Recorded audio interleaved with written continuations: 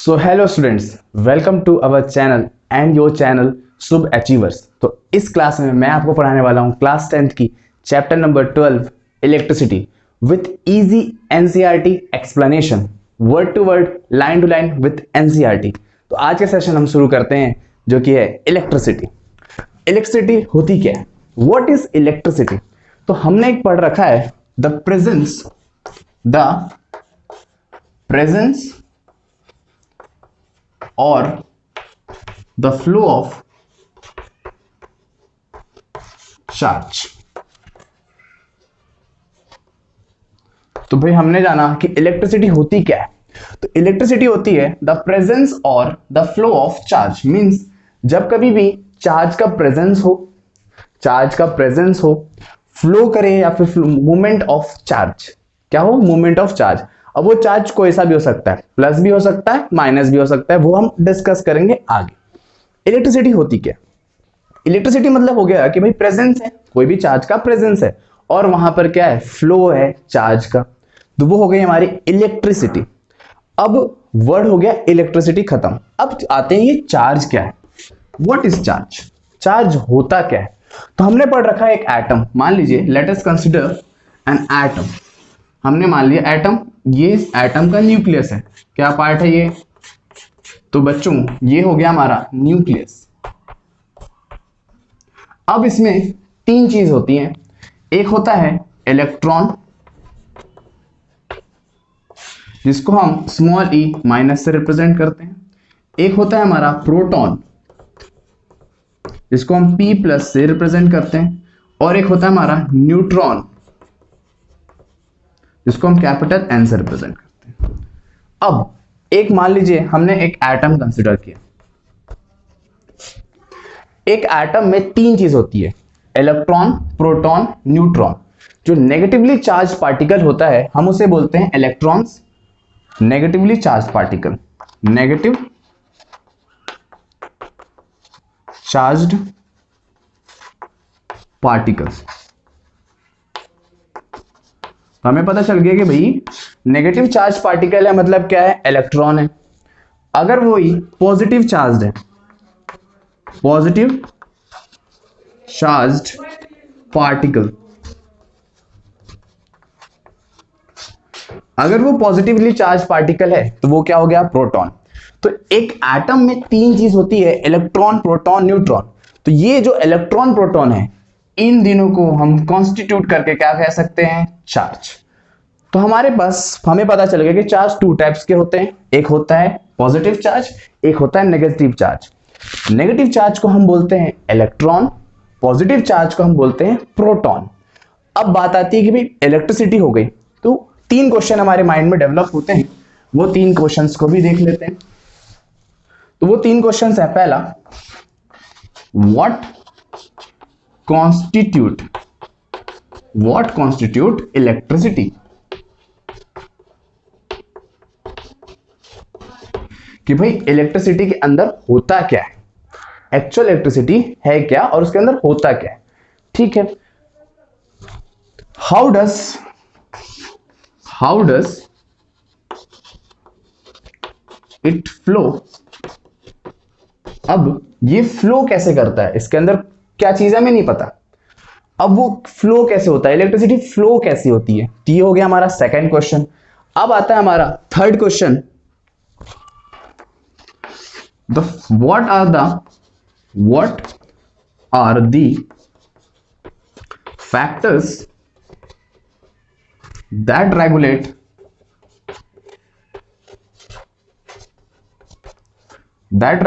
the electricity। तो हमारे mind में तीन क्वेश्चन डेवलप हो गए। पहला question what constitute electricity, how does it flow, what are the factors that regulate electricity. तो पहला आंसर हमें मिल गया कि इलेक्ट्रिसिटी के अंदर होता क्या है। तो हमें पता चल गया कि भाई इलेक्ट्रिसिटी के अंदर क्या होता है? चार्ज। क्या होता है? चार्ज, जिसको हम कैपिटल क्यू से लिखते हैं। इसके बारे में मैं और अभी डिटेल में आपको बताऊंगा। चार्ज हमने बताया है भाई दो होते हैं, पॉजिटिव होता है, नेगेटिव होता है। ठीक है। सेकंड क्वेश्चन था हाउ डज इट फ्लो। अब ये फ्लो कैसे होता है? तो इसका आंसर जब मैं इलेक्ट्रिक सर्किट बनाऊंगा तो आपको क्लियर हो जाएगा, what is the rate of flow of charge and in which direction does the electric current flow.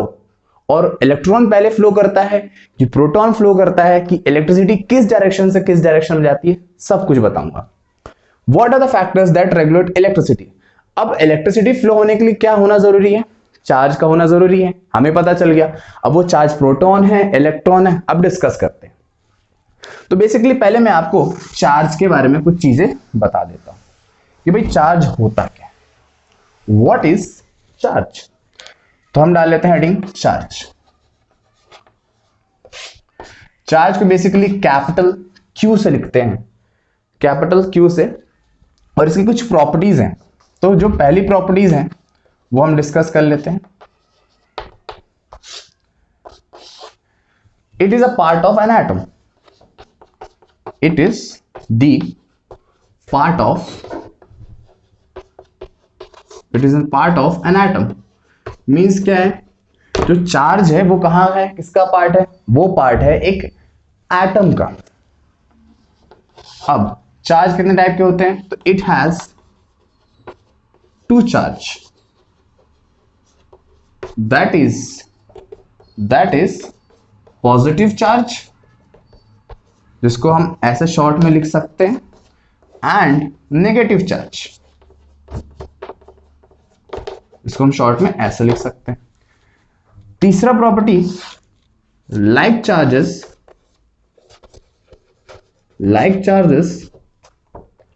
repel each other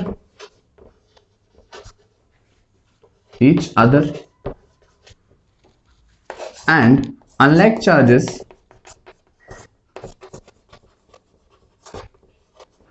attract each other।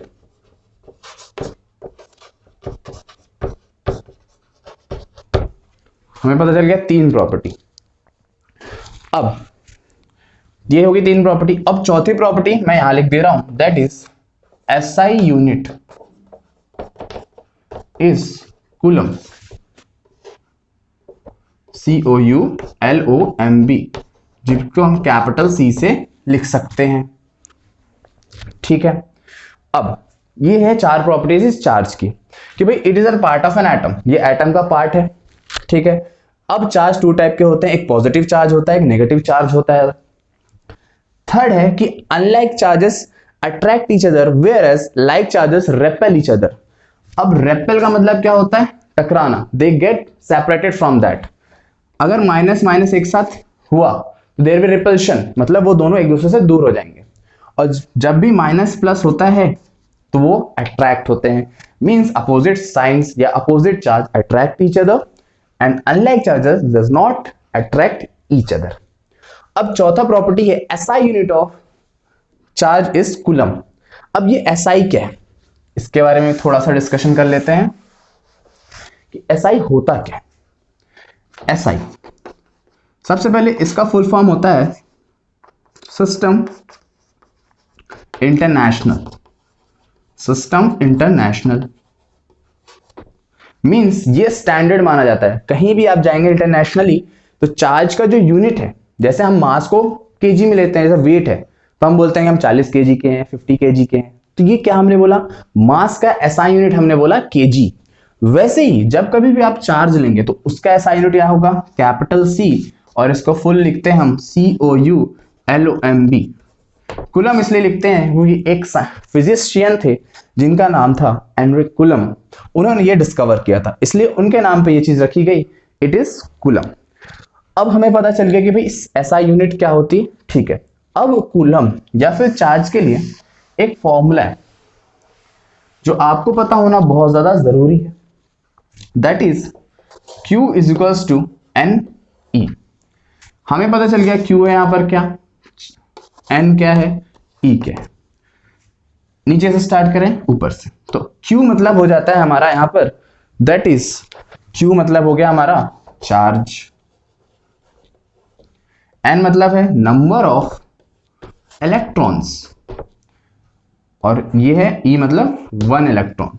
ये आपका एक स्टैंडर्ड फॉर्मूला है जिसको हम डाल लेते हैं इक्वेशन नंबर फर्स्ट। तो हमें पता चल गया कि भाई चार्ज का फॉर्मूला होता है Q is equals to N E. Q मतलब है चार्ज, N मतलब है नंबर ऑफ इलेक्ट्रॉन्स, E मतलब है वन इलेक्ट्रॉन। अब मान लीजिए कोई बॉडी है, उसके ऊपर कितना चार्ज है हमें कैलकुलेट करना है। तो मान लेते हैं हमारे पास कोई बॉडी है, let us suppose a body, मान लेते हैं हमारे ये बॉडी ए है, हमें बताना है इसके ऊपर कितना चार्ज है, मतलब हम क्या निकालने वाले हैं, Q। हमें पता नहीं है नंबर ऑफ इलेक्ट्रॉन्स, अब उस एटम में कितने इलेक्ट्रॉन्स है, एक हो सकते हैं, दो हो सकते हैं, हमें पता नहीं।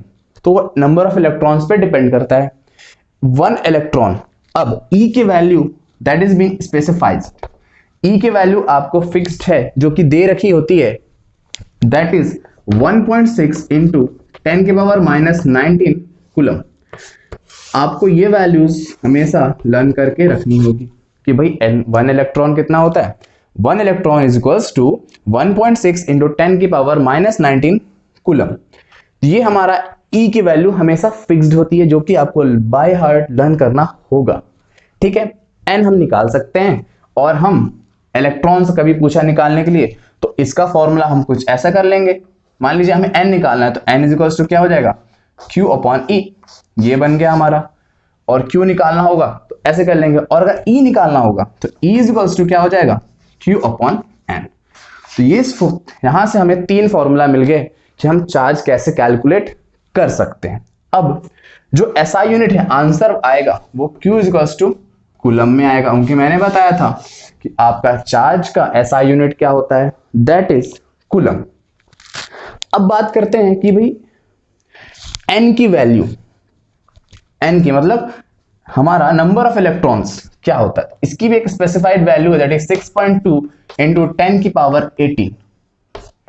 इसकी भी एक स्पेसिफाइड वैल्यूज होती है for an standard unit measurement, कि एन की वैल्यू क्या हो जाती है 6.2 इंटू 10⁻18। ये एक स्पेसिफाइड वैल्यू है। तो ये था आपका चार्ज के बारे में। अब बात करते हैं कि इलेक्ट्रिक करंट क्या होता है, इलेक्ट्रिक सर्किट क्या होता है।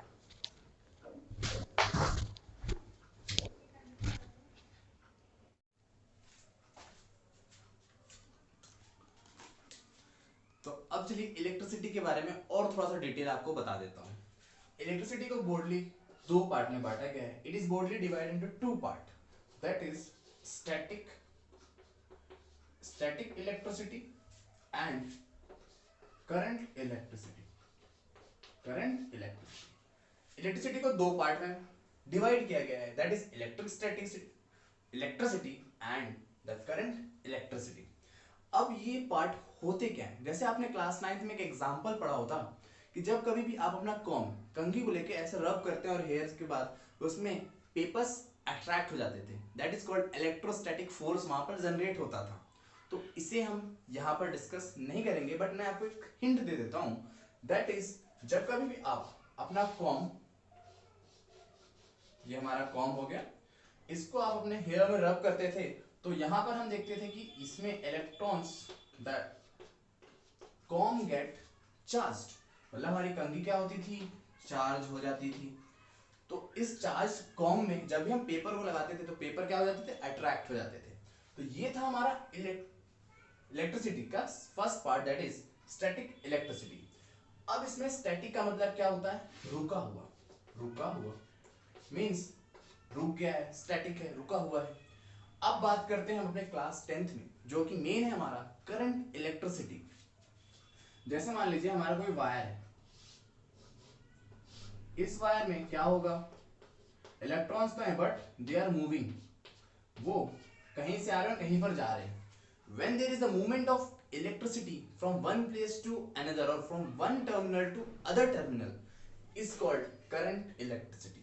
मतलब आपका जो करंट है, इलेक्ट्रिसिटी वो वायर है, उसमें इलेक्ट्रॉन्स फ्लो कर रहे हैं एक टर्मिनल से दूसरी टर्मिनल की तरफ, तो उसे हम बोलते हैं करंट इलेक्ट्रिसिटी। अब इलेक्ट्रिसिटी तो फ्लो होगी, ठीक है, लेकिन यहां पर दो चीज होती है, दैट इज कि भी इलेक्ट्रिसिटी तो फ्लो हो रही है, जैसे हम एक एग्जांपल हमने दे रखा है, दो चीज होती हैं, एक होता है एयर करंट, और सेकंड पार्ट है हमारा दैट इज वाटर करंट। ये सब आप लोगों ने देखा होगा, बट आपने करंट कभी नहीं देखा, वो हम इमेजिनेशन के थ्रू या इस चैप्टर के थ्रू डिस्कस कर लेंगे। जैसे आपने एयर करंट देखा होगा कि हवा बहती नॉर्मल है, खूब चल रही है, तो ऐसे हम क्या देखते हैं, एयर्स की हवा की लहरें रहती हैं, हवा आती रहती है। वैसे वाटर, आपने रिवर में देखा होगा कभी कभी ऐसे हाई टाइड लो टाइड आ रहा है या फिर फ्लक्चुएशन होते हैं, टाइड्स आते रहते हैं, तो ये सारे क्या थे, वाटर करंट थे, और ये सारे क्या थे हमारे, एयर करंट।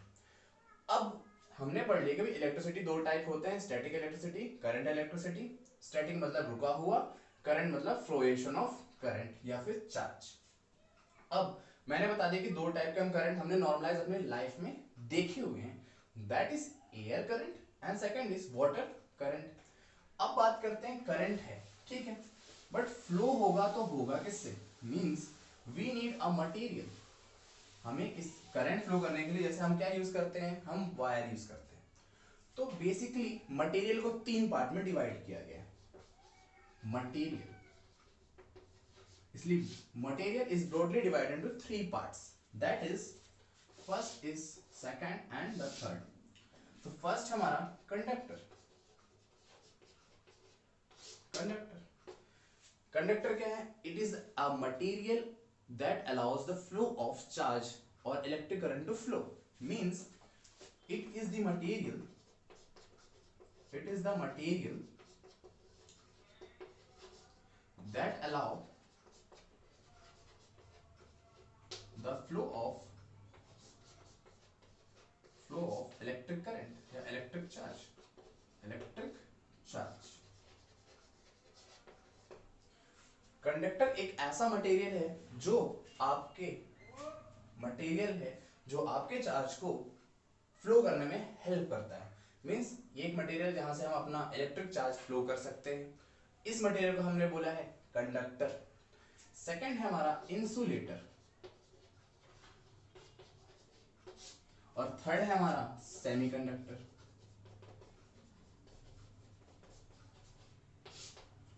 इंसुलेटर क्या होता है वो भी देख लेते हैं। इट इज द मटेरियल,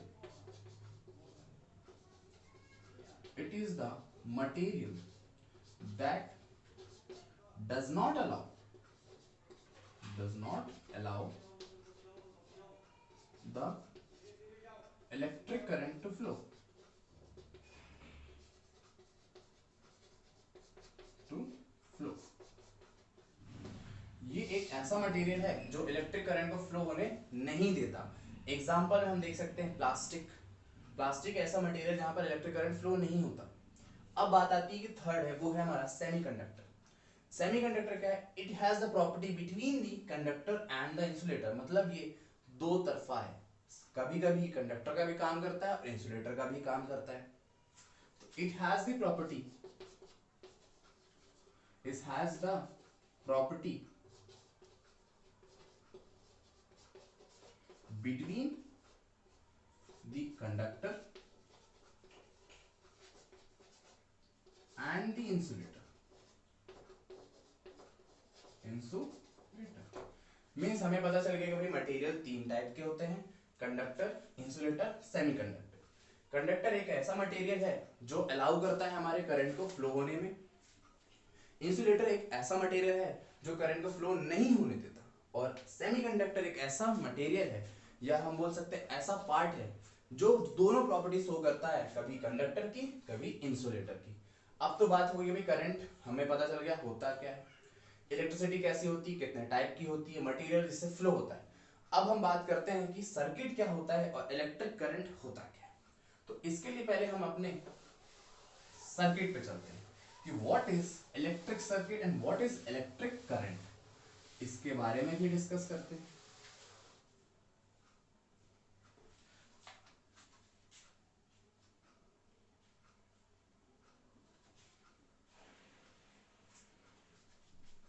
तो सबसे पहले हम अपना एक सर्किट बना लेते हैं।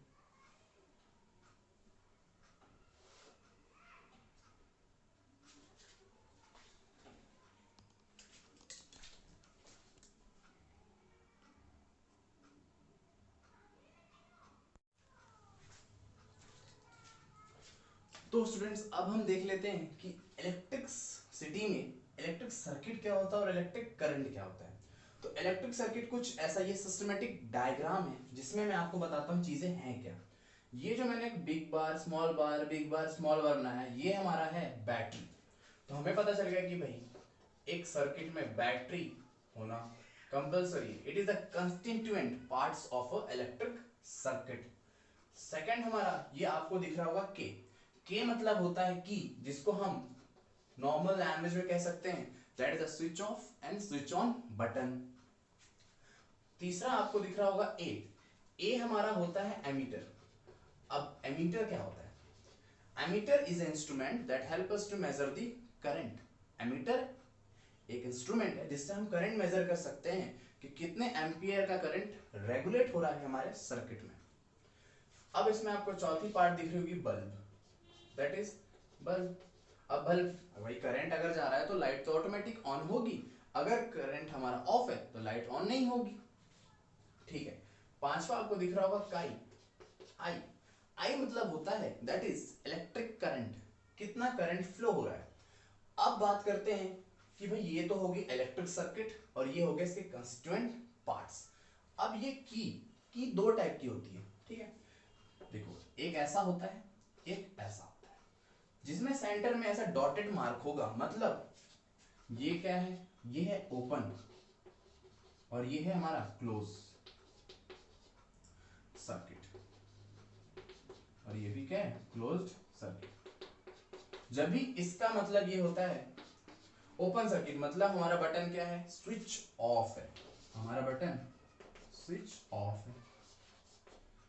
जब भी ओपन होगा सर्किट मतलब हमारा बटन क्या है, स्विच ऑफ है। और जब कभी हमारा सर्किट क्लोज है मतलब हमने बटन क्या कर रखा है, हमने बटन स्विच ऑन कर रखा है। तो ये थे कुछ डायग्राम में, आप बहुत ध्यान देखिएगा। जब कभी भी की ऑन नहीं होगा तो बल्ब आपका ग्लो नहीं होगा और इलेक्ट्रिक करंट सर्कुलेट नहीं होगी आपके सर्किट में। The electric current will not be circulated over the और in this electric circuit when the key is being closed और स्विच्ड ऑफ। तो हमें पता चल गया भाई दो टाइप की होती हैं, एक होती है हमारी ओपन सर्किट और एक होता है हमारा क्लोज सर्किट। अब बात करते हैं कि इलेक्ट्रिक सर्किट होता क्या है। तो इसकी डेफिनेशन लिख लेते हैं, the closed path, the closed path of the electric current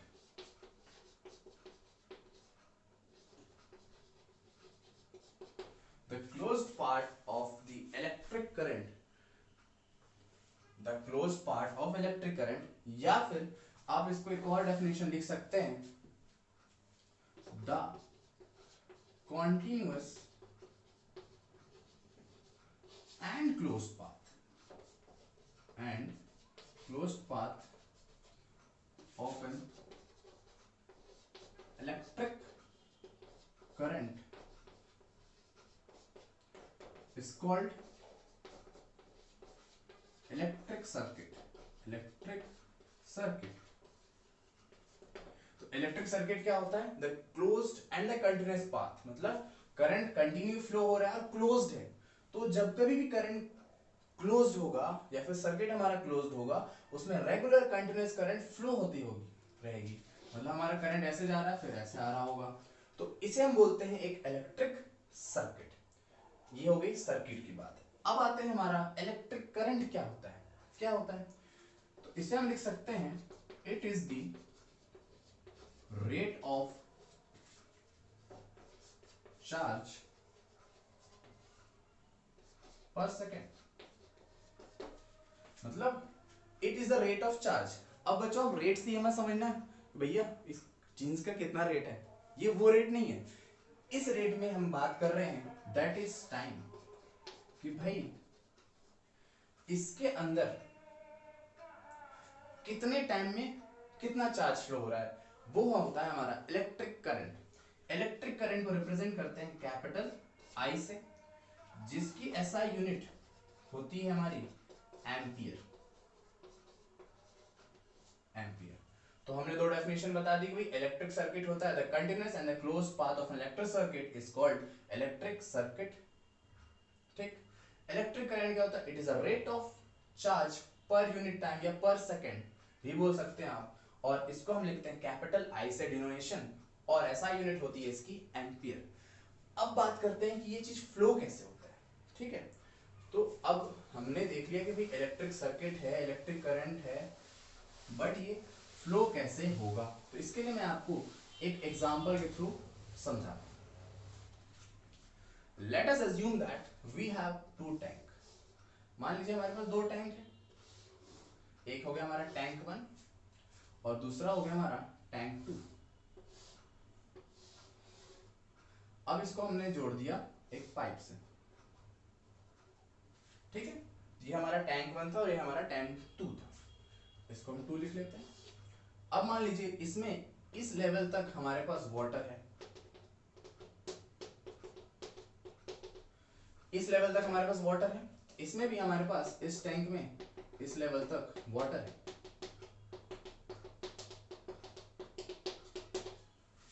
तो हमने देख लिया भाई दो टैंक है, दोनों में इक्वल अमाउंट और इक्वल लेवल ऑफ वाटर है। तो जब कभी भी आपके पास इक्वल लेवल ऑफ वाटर होगा तो क्या इस वाटर टैंक 1 का वाटर टैंक 2 में जाएगा या टैंक 2 का वाटर टैंक 1 में जाएगा? तो आप बोलेंगे नहीं, ये चीज नहीं हो सकती, क्योंकि यहां पर प्रेशर का डिफरेंस नहीं है। when there will be the pressure difference, then there will be the flow of water from one tank to other। अगर मैं इसी एग्जांपल थोड़ा सा चेंज करता हूं, मान लेते हैं हमारे पास टैंक 3 है,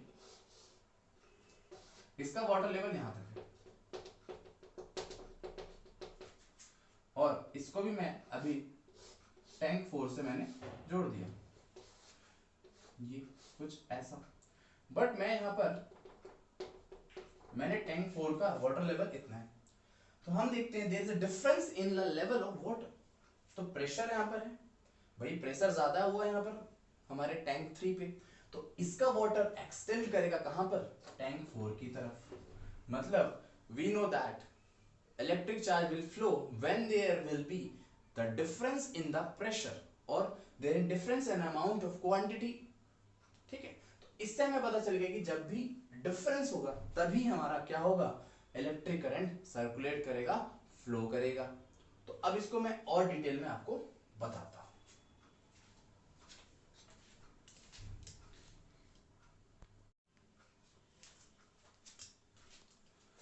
तो उसके बाद हम एक कंक्लूजन पे आते हैं कि भाई इलेक्ट्रिसिटी, ठीक है, it is taken as that the direction of electric current I is taken as opposite of direction of flow of electron। means जिस डायरेक्शन में इलेक्ट्रॉन फ्लो करेगा उसके अपोजिट में हमारा क्या फ्लो करेगा, current, that is I। Electron जिस direction में फ्लो करेगा उसके अपोजिट फ्लो करता है हमारा इलेक्ट्रिक करंट। काफी बच्चों को ये डाउट रह जाता है और उन्हें क्लियर नहीं होता कि करंट कब फ्लो करता है, किस साइड से फ्लो करता है। तो इसका एक कंक्लूसिव पॉइंट ये है कि जब कभी भी इलेक्ट्रॉन फ्लो होगा तो उसके अपोजिट साइड से आप समझ जाएंगे क्या फ्लो हो रहा है, हमारा करंट I। तो इससे हमने एक जनरेट किया है formula, that is I is equals to Q upon T। ये हमारा स्टैंडर्ड फॉर्मूला, बहुत ज्यादा important formula, I is equals to Q upon T। अब इसमें I क्या है? I है हमारा यहां पर इलेक्ट्रिक करंट, हमने क्या बोला, I हमारा क्या है यहाँ पर इलेक्ट्रिक करंट, Q हमारा यहाँ पर क्या है, the Q is electric charge. तो बच्चों क्या हुआ, Q is electric charge and T is taken as time. So we come to a conclusion that the formula I is represented for electric current, Q is represented for electric charge and T is represented for time t।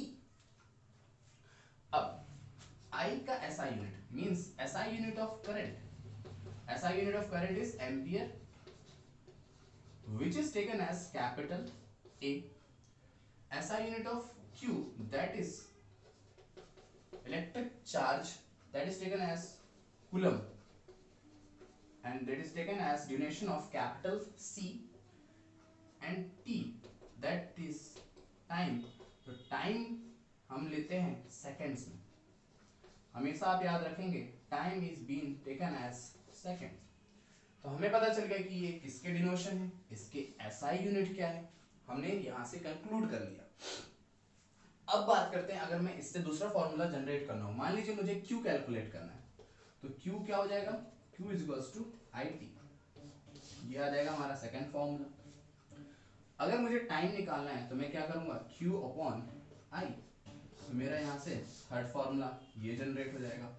तो हमें पता चल गया the relationship between the electric charge, electric current and the time is I is equals to Q upon T.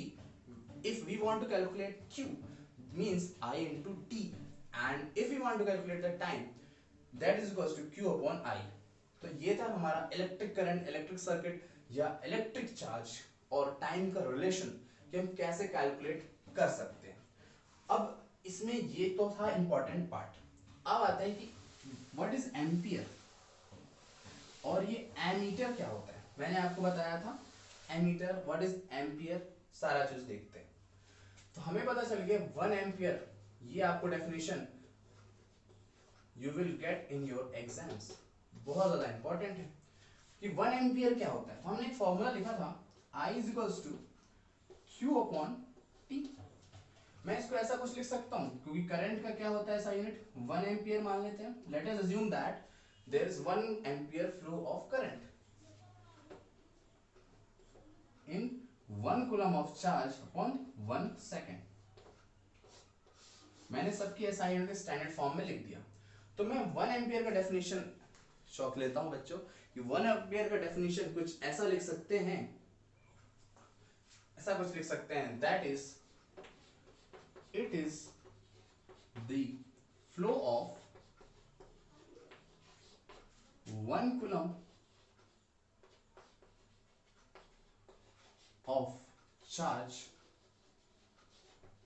in 1 second। 1 ampere की definition आप यहां से learn कर लेंगे। It is a flow of 1 coulomb of charge in 1 second. ये होता है हमारा 1 एम्पियर। अब एम्पियर हमने पता चल गया कि ऐसा यूनिट है करंट का। अब बात करते हैं कि एमीटर क्या होता है। What is ammeter.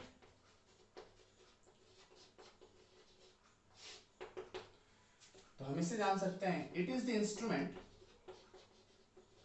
It is the instrument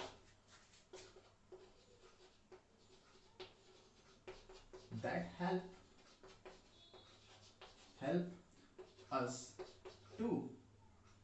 help us to calculate or help us to know about the current, about the current। Ammeter एक ऐसा इंस्ट्रूमेंट है जिसके थ्रू बच्चों हम क्या कर सकते हैं, हम करंट को कैलकुलेट कर सकते हैं, हम रीडिंग दे सकते हैं। वो कुछ इस टाइप का आपको देखने को मिलेगा फिजिक्स के लैब में,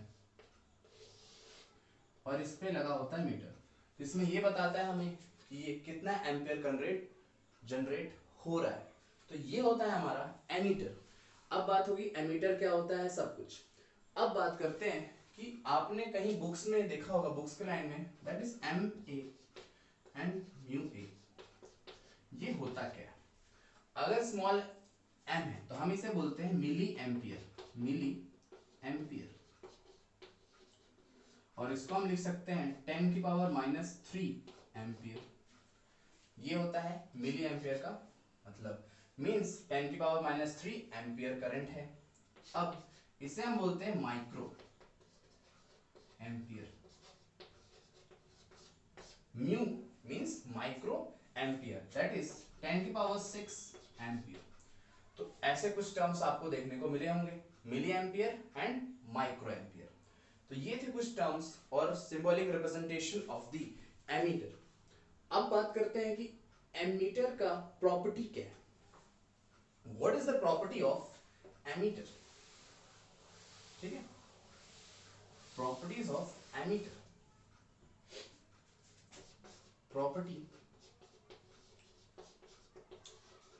properties of ammeter.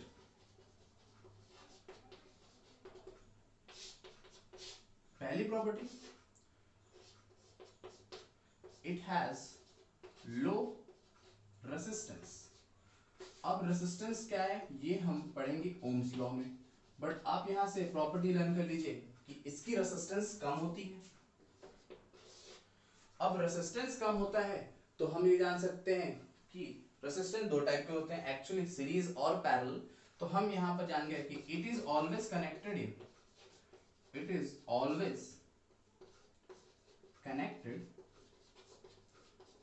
In series.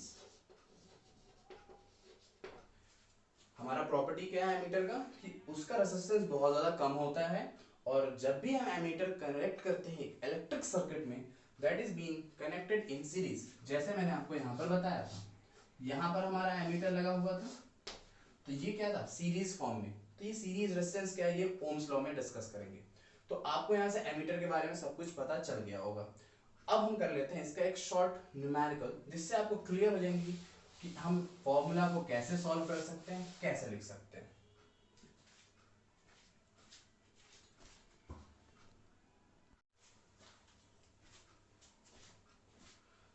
तो स्टूडेंट्स अब हम डिस्कस कर लेते हैं एक्सरसाइज 12.1 मींस चैप्टर 12 का फर्स्ट न्यूमेरिकल, कि हम इसे कैसे सॉल्व करेंगे। यहां पर कई बच्चों को डाउट्स होते हैं। हमें दे रखा है द इलेक्ट्रिक, सबसे पहले आप सॉल्यूशन डालेंगे, ठीक है। क्वेश्चन रीड करते हैं। A current of 0.5 ampere is drawn by a filament of an electric bulb for 10 minutes. Find the amount of electric charge that flow through the circuit. तो सबसे पहले हम गिवन लिखेंगे, हमें क्या क्या चीज दे रखी है। Given a current of 0.5 ampere, हमें पता चल गया करंट, हमें करंट क्या बताया रखा था हमने, आई होता है। क्या दे रखा है हमें, 0.5 एम्पियर का करंट फ्लो हो रहा है। Is drawn by a filament of an electric bulb for 10 minutes, मतलब इतने एम्पियर का करंट एक फिलामेंट के थ्रू बल्ब में जा रहा है 10 मिनट तक। तो हमको टाइम दे रखा है दैट इज 10 मिनट्स। अब हम टाइम किस में लेते हैं, मैंने आपको बता रखा है टाइम हम लेते हैं सेकंड्स में। तो हमें पता है 1 मिनट इज इक्वल्स टू कितना होता है, 60 सेकंड्स। तो हमारा टाइम क्या हो जाएगा, 10 इंटू 60 दैट इज 600 सेकंड्स। तो हमें पता चल गया कि भाई टाइम हमारे पास है और आई हमारे पास दैट इज करंट। अब हमें फाइंड आउट हमें निकालना क्या है, find the amount of electric charge. Charge को हम किससे रिप्रेजेंट करते हैं, क्यू से। तो हमें दो चीज दे रखी है, हम तीसरी चीज निकालनी है। हमने फॉर्मूला पढ़ा है दैट इज, तो हम यहां पर आ जाएंगे according to question I is equals to Q upon T। हमें क्या निकालना है, Q, तो ये हो जाएंगे cross multiply, Q is equals to बन जाएगा IT। अब Q, I की वैल्यू हमारे पास क्या थी, 0.5 एम्पियर।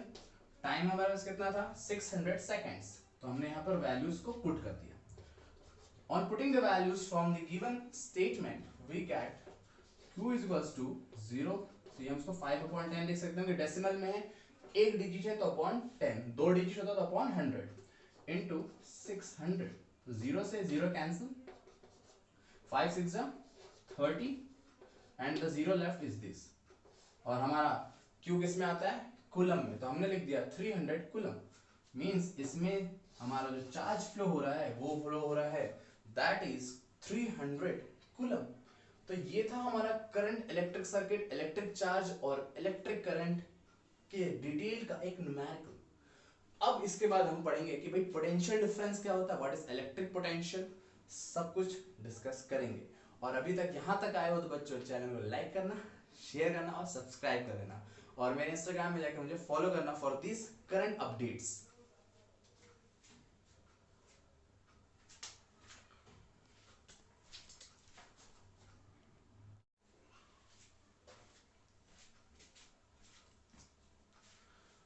तो स्टूडेंट्स अब हम बात कर लेते हैं कि electric potential and what is electric potential and what is electric potential के साथ साथ सेम टर्म है दैट इज पोटेंशियल डिफरेंस, जिसको हम रिप्रेजेंट करते हैं denomination with the capital V। अब ये होता क्या है, what makes the current to flow, या इलेक्ट्रिक चार्ज फ्लो क्यों होता है, आखिर हम नहीं अगर कुछ कर रहे हैं तो वो कैसे फ्लो हो जाएगा, रखे रखे फ्लो होता है क्या, तो हम कुछ करते हैं जिससे वो चार्ज फ्लो होता है। Let us assume that there are two water bottles. One water bottle is being static, hold position पे रखा हुआ है अपने टेबल पे, और उसका वाटर लेवल इतना है, हाफ फिल्ड है, तो वो ऐसे ही रहेगा। अब इसमें से मैं बोलूं कि वाटर फ्लो क्यों नहीं कर रहा, भाई वो तो स्टैटिक है, जब तक उस पर कोई फोर्स नहीं होगा या फिर उस पर कुछ वर्क नहीं करेंगे वो फ्लो नहीं करेगा। बट मैंने सेकंड डायग्राम में बताया, जैसे मैंने उस बॉटल को टिल्ट किया, तिरछा किया, तो वाटर फ्लो हो रहा है। जैसे मान लीजिए मेरे पास एक वाटर बॉटल है, इसका वाटर लेवल यहां तक है। अगर इस वाटर बॉटल में मैं ऐसे नॉर्मल रखता हूं तो ये स्टैटिक अपनी पोजीशन पे रहेगा, but when I do the work, मैंने इसको हल्का सा टिल्ट किया तो वाटर लेवल क्या हुआ, मूव हुआ। तो हमें पता चला कि जब कभी भी हम कुछ वर्क करते हैं तो there is the motion of electrons या इलेक्ट्रिक चार्ज, तो हमें कुछ काम करना पड़ता है, मतलब कुछ करना ही पड़ेगा। तो इसके साथ आप भी क्या करो, लाइक कर दो, सब्सक्राइब कर दो और शेयर कर दो और इंस्टाग्राम में मुझे फॉलो कर दो, ठीक है। तो अब बात करते हैं कि क्या होता है, कि भाई फ्लो होगा तभी जब होगा इलेक्ट्रिक चार्ज में, हम फ्लो तभी करा सकते हैं जब हम किसी भी चीज में वर्क करें। तो हमें पता चल गया कि फ्लो कभी होगा, जब हमारा कुछ वर्क होगा। तो इस वर्क को रिप्रेजेंट करने के लिए एक फॉर्मूला हमारे पास आया है, दैट इज पोटेंशियल डिफरेंस। अब पोटेंशियल डिफरेंस होता क्या है, हमें पता है कि दो चीज होती हैं। मैंने आपको एक डायग्राम में पहले ही समझाया था, टैंक के टैंक बी के नाम से। जैसे मान लो मेरा वाटर लेवल इसमें यहां तक है, उसमें यहां तक है। अब मेरा फ्लोएशन, अब ये H और L क्या है, तो मैंने बोला H is for high and L for low. तो मैंने बोला द मूवमेंट और the flow of water will be from tank A to tank B due to the difference in pressure. Difference है तो हमेशा क्या होता है, movement is of electrons are from higher quantity या हायर स्टैंडर्ड टू लोअर, मतलब ज्यादा से कम की तरफ इंसान देख सकता है कि ये चीज फ्लोएशन होती है। अब ये होती क्यों है, इन electric circuit the difference is produced by the battery. अब इलेक्ट्रिक सर्किट में कौन ये डिफरेंस करता है, हमने जैसे डिफरेंस पहले किया वर्क करके, बट एक सर्किट में कौन करता है, the battery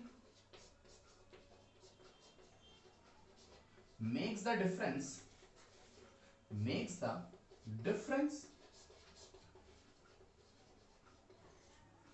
in an electric circuit,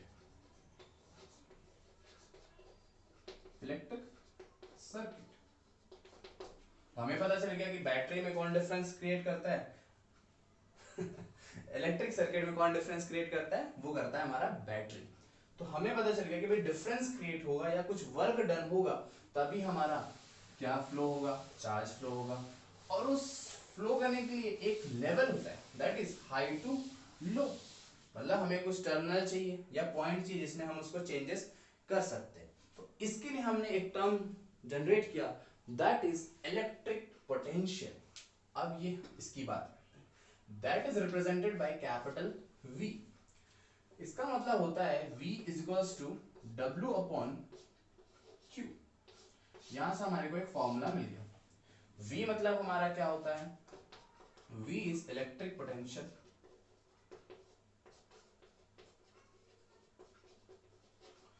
W is work and the Q we know that it is charge। तो हमें पता चल गया भाई कि V क्या है, इलेक्ट्रिक पोटेंशियल है, W क्या है, it is work and Q is that is charge. अब इन सब की SI यूनिट होती है, तो V की SI यूनिट होती है that is volt and डिनोशन is capital V, ठीक है।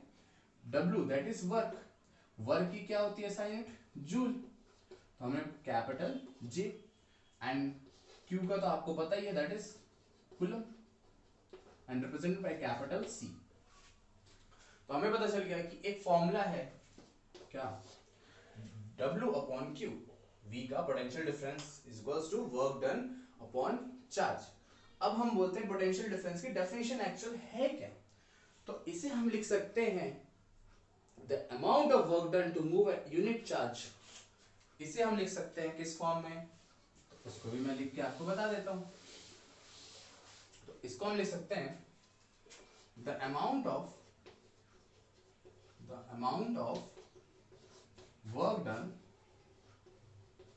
work done to move an electric charge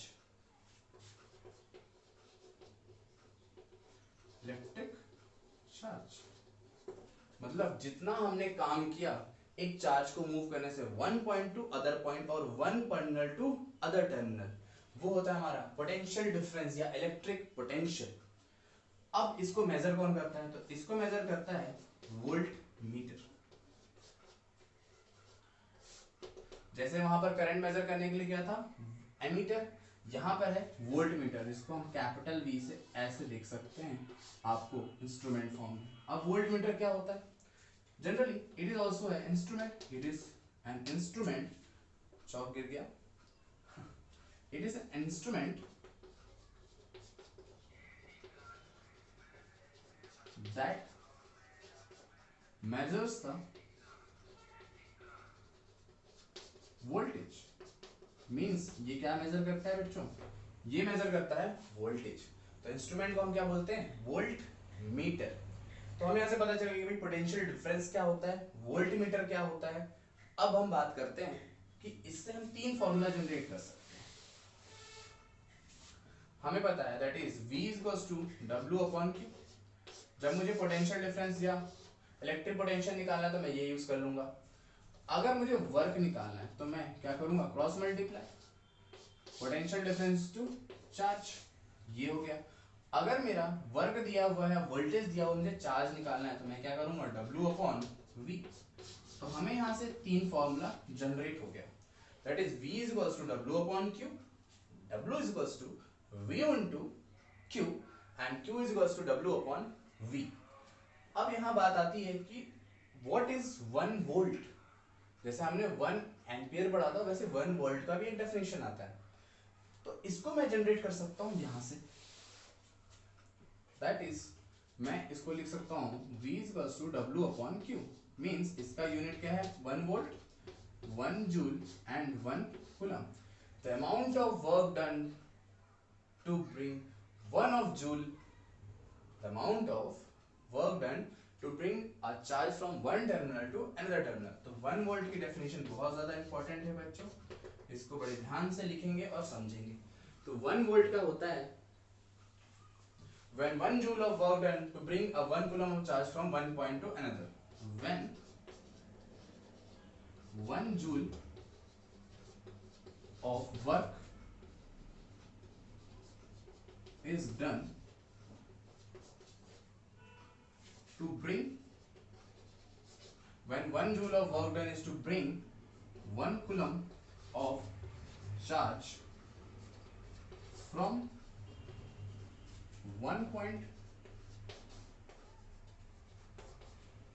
to another, that is called as 1 volt। अब आपको इसके बारे में पता चल गया कि पोटेंशियल डिफरेंस होता क्या है, 1 वोल्ट क्या होता है, सब कुछ मैंने आपको डिटेल में बता दिया। अब वोल्ट मीटर, वोल्ट मीटर भी मैंने आपको बता दिया, समझा दिया। अब बात करते हैं कि प्रॉपर्टीज क्या है वोल्ट मीटर की, इसको भी डिस्कस कर लेते हैं।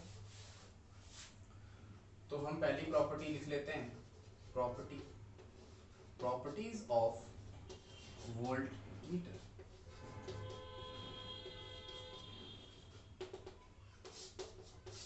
पहली प्रॉपर्टी,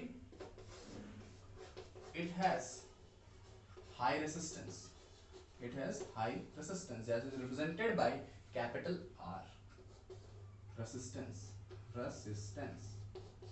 कि भाई वोल्ट मीटर में रेसिस्टेंस बहुत ज्यादा होता है and it is connected in parallel, it is connected in parallel। हमारा एमीटर किसमें होता था? सीरीज में, और वोल्ट मीटर किसमें कनेक्ट होता है? पैरेलल में। तो हमें पता चल गया कि वोल्ट मीटर की दो प्रॉपर्टीज होती हैं, that is it is has high resistance, बहुत ज्यादा रेसिस्टेंस होता है वोल्ट मीटर का, और जो सर्किट में हमारा वोल्ट मीटर कनेक्ट होता है वो हमेशा पैरेलली कनेक्ट होता है। तो ये थी प्रॉपर्टीज। अब इस बेस पे एक न्यूमेरिकल डिस्कस करते हैं हम, जिससे आपको क्लियर हो जाएगा कि हम फॉर्मूला कैसे यूज करेंगे, कहां करेंगे और किस टाइप से करेंगे। तो इसके लिए लाइक कर दो, शेयर कर दो, सब्सक्राइब कर दो। अब चलते हैं न्यूमेरिकल की तरफ।